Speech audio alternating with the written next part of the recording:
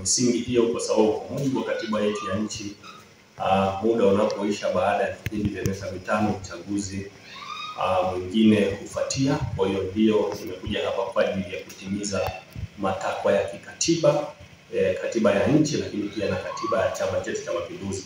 Kwa hiyo hatua hii niliyofikia, kwa maana ya kwamba nimekuja kuchukua fomu za Chama cha Mapinduzi, lakini pia baada ya kuchukua fomu, naamini chama chetu cha Mapinduzi kina utaratibu wake mzuri, utaratibu pendwa, ambao sasa tutaelekea kwenye michakato mingine ambao Chama cha Mapinduzi kitakwenda kupitia hiyo michakato.